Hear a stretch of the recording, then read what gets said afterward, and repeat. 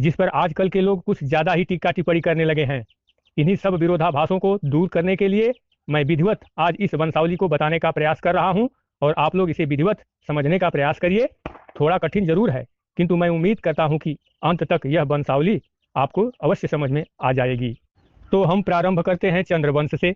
जैसा कि सभी लोग जानते हैं कि ब्रह्मा से अत्रि पैदा हुए, अत्रि से चंद्रमा पैदा हुए, जिनसे चंद्रवंश बना। इस वंश के सभी लोगों को चंद्रवंशी क्षत्रिय कहा जाता है। अब आगे देखिए, चंद्रमा से 3 लोग पैदा हुए। पहला तारा, दूसरा बुध और तीसरा पुरुरवा पैदा हुए। इनको बताने से पहले एक चीज बता दूं कि इस सूची में जो नाम के आगे प्लस का चिन्ह बना हुआ है, उसके आगे वाला नाम उसकी पत्नी का है। अब आगे देखिए, चंद्रमा के पुत्र पुरुरवा की पत्नी उर्वशी से आयु, श्रुतआयु, सत्यायु, रथ, विजय और जय पैदा हुए। अब इन तीनों का एक एक करके वर्णन करना यहाँ पर मुश्किल है, अतः हम अपने मुख्य क्रम को लक्ष्य बनाते हुए आगे बढ़ेंगे। जिसमें आय की पत्नी प्रभा से नहुस पैदा हुए और नहुस की पत्नी ब्रज कुमारी से 6 लोग पैदा हुए, जिसमें से यति, ययाति, संयाति, आयति, बियति और कृति पैदा हुए। और इन 6 में से हम मुख्य रूप से ययाति को ले रहे हैं।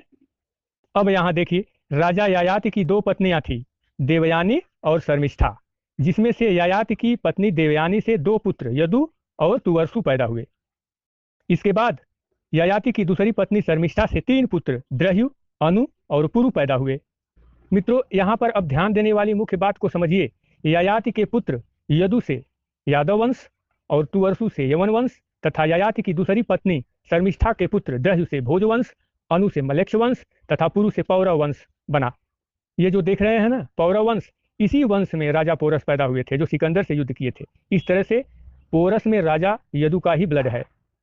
अब हम अपने मुख्य लक्ष्य यादव वंश पर पुनः आते हैं। यहाँ पर देखिए ध्यान से, ययाति की पत्नी देवयानी से यदु और तुवर्सु 2 लोग पैदा हुए थे, जिसमें से राजा यदु से 4 पुत्र सहस्राजित, कोष्ठा, नल और रिप पैदा हुए थे।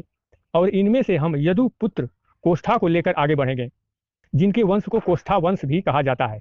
इसी वंश में बहुत से राजा पैदा हुए, कुछ का नाम यहाँ पर देख सकते हैं, किंतु हम यहाँ पर उन्हीं राजाओं के बारे में बताएंगे जो समय के अनुसार अपने को विशेष रूप से बलशाली थे। जैसे इस वंश में देखिए, महाराजा विदर्भ थे, इन्होंने ही विदर्भ राज्य की स्थापना की और विदर्भ राज्य के राजा भीष्मक थे। भीष्मक की पुत्री रुक्मणी थी। इन्हीं रुक्मणी का हरण करके श्री कृष्ण ने विवाह किए थे।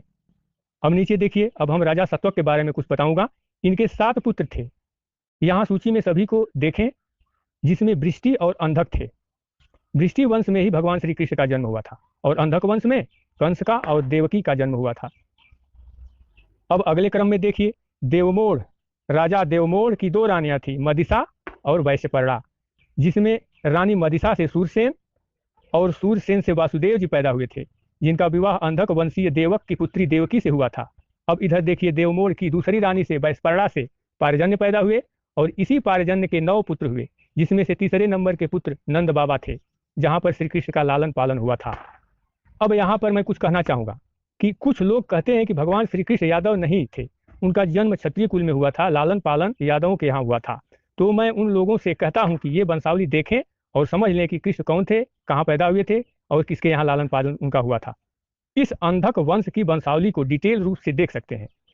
नीचे देखिए, जिसमें कुकुर, द्रसाणु, बिलोमा, कपोतरोमा, अनु, अंधक, दुंदुभी, अरिहोदत्त, पुनर्वसु तथा आहुक थे। अब यहाँ पर हम आहुक को लेते हैं। आहुक से 2 पुत्र अग्रसेन और देवक पैदा हुए। यहाँ पर अग्रसेन से कंस और अग्रसेन के भाई देवक से देवकी पैदा हुई। इस प्रकार से देवकी कंस की चचेरी बहन थी। अब नीचे देखिए, देवमोड़ वंश। देवमोड़ वंश अलग से इसमें दर्शाया गया है। देवमोड़ की पहली पत्नी से सूरसेन और दूसरी से पारजन्य पैदा हुए।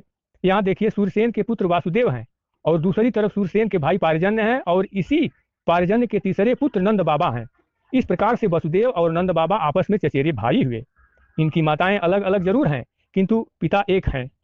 इस प्रकार से सिद्ध होता है कि भगवान कृष्ण यादव थे, यादव कुल में उनका जन्म भी हुआ था, उनका लालन पालन भी यादव कुल में ही हुआ है। मित्रों, यहाँ तक तो रही ययाति की पत्नी देवयानी के वंशजों की सूची।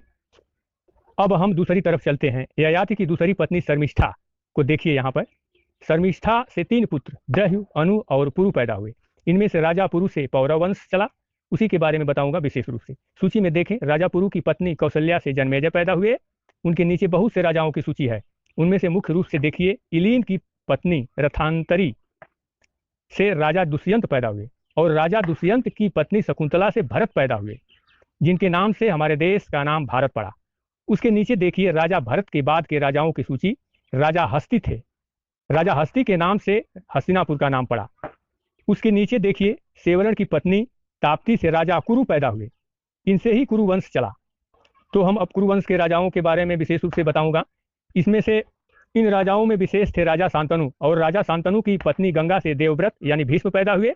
भीष्म आजीवन ब्रह्मचारी रहे, इसलिए उनको एक भी संतान पैदा नहीं हुई, किंतु शांतनु की दूसरी, इनसे ही कुरु वंश चला। तो हम अब कुरु वंश के राजाओं के बारे में विशेष रूप से बताऊंगा। इसमें से इन राजाओं में विशेष थे राजा शांतनु, और राजा शांतनु की पत्नी गंगा से देवव्रत यानी भीष्म पैदा हुए। भीष्म आजीवन ब्रह्मचारी रहे, इसलिए उनको एक भी संतान पैदा नहीं हुई, किंतु शांतनु की दूसरी पत्नी सत्यवती से चित्रांगद और विचित्रवीर्य पैदा हुए। यहीं से पांडवों का जन्म हुआ। किंतु संक्षेप में इस वंशावली